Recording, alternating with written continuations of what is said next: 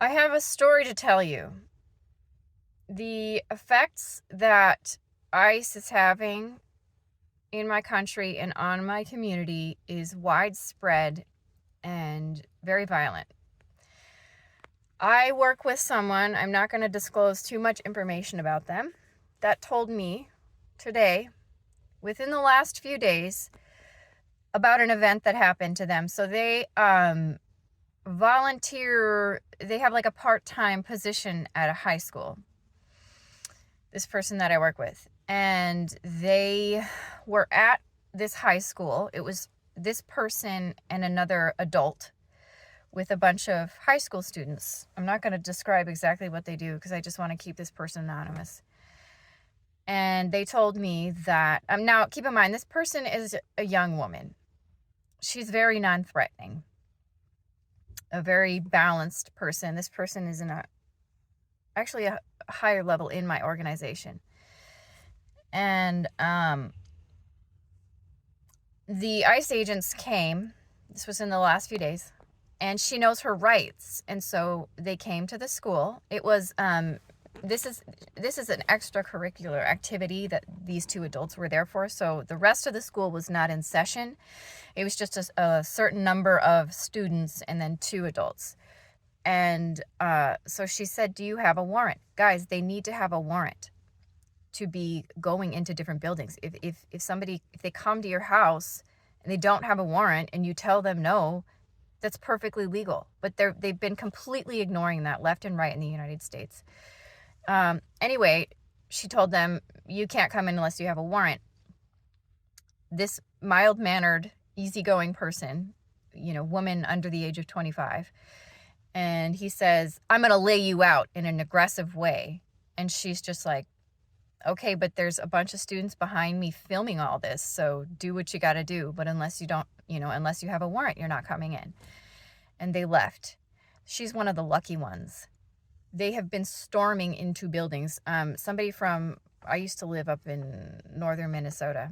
There's a large Native American population there. By the way, Native Americans have been arrested and harassed U.S. citizens.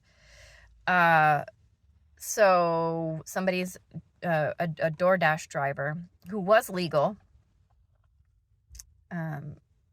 was being harassed by ICE, and the Native American family let her in the house. They had a little 9-year-old. ICE agents were aggressive, yelling, shouting, machine guns out and ready to go. And they were like, no, you can't come in here. We have a child in here. No. I'm telling you, the news, my mom lives in another state, and she told me the news is not covering this the way it's actually happening. I remember 9/11. I was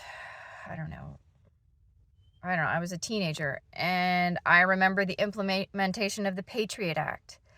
I have never in my lifetime seen the scale and the level of aggression from tax-funded people towards American citizens as I am seeing now in my lifetime. Start watching videos online. I'm going to put in the comments.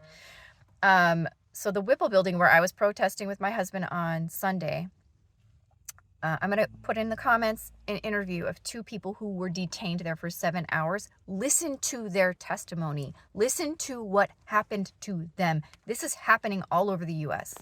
There's a video in a Walmart here in Minneapolis, a 17-year-old boy being taken by ICE. They detained him for a certain number of hours. Nobody knew where he was. When they realized they fucked up, they dumped him in the Walmart parking lot. It's on film, and he's covered in blood. They fucking beat him up. A 17-year-old boy. Excuse me for being angry, but I am angry that this is happening. I'm going to put the that interview from Kare 11. That's my local news that I watch. I'm going to put it in there. Watch it. There's another New York Times piece. U.S. citizens have been regularly arrested and detained. The New York Times one, listen to what happened. One Egyptian man who was a U.S. citizen was detained for 73 days. He lost his job and his health insurance, and listen to the conditions that they were put in. So And I'm telling, Thameside Directory, if you watch this, I'm telling you, I used to live in Scotland as a kid, and we had run-ins with the police. Maybe run-in isn't the right word. My mom's boyfriend was a violent heroin addict, and we had to call the cops on him all the time. This was where we were in between Aberdeen and Glasgow when we lived there. And the cops, like when I look back, because the cops are different in the US, okay? And these ICE agents, they are a whole other level of aggressive. So when I think back on my experience, I don't know if they're different now, but I kind of think they're not anywhere near as aggressive as the cops here. And ICE, like I'm telling you, they are like fucking hulked out ass aggressive compared to the regular police force in the United States.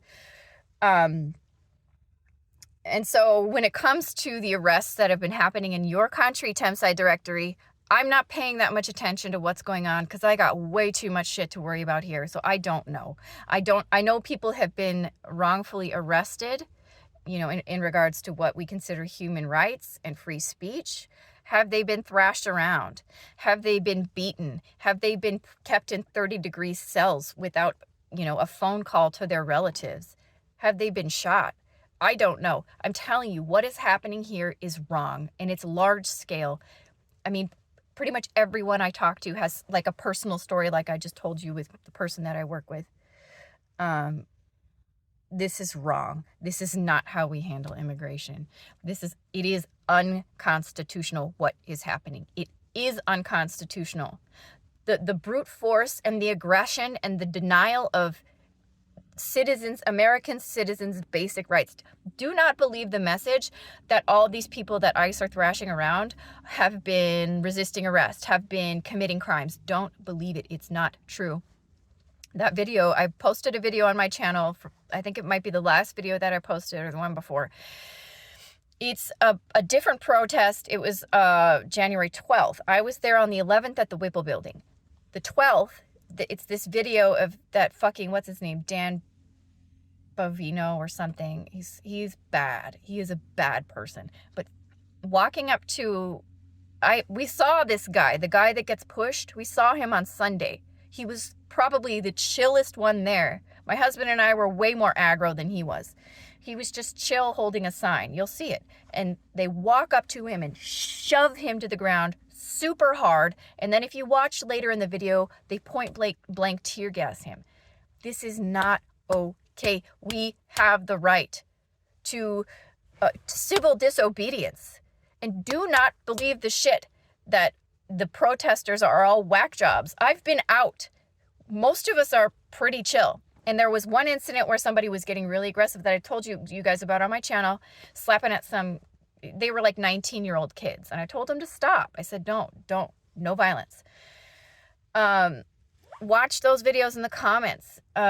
This is like the level of grief and anger and hopelessness and frustration that has been happening to me as a result of all this. This is the worst I've seen in the United States in my entire 40 years on this earth. And it's happening all over. People are putting videos out online, left and right. Do not believe everything that you're hearing from the mainstream media. It's just shifted. Trump is one of them. At this point, I'm convinced. He's one of them. Done with my rant. Watch those videos in the comments. And one more thing before I go. To any of you justifying Renee Good's murder, to any of you saying bad things about this person, I know God is going to deal with you eventually. When Charlie Kirk was murdered, I had nothing but kind words for that person. And the level of, I'm so blown away. And I know God is not okay with this. And eventually you're going to get your karma.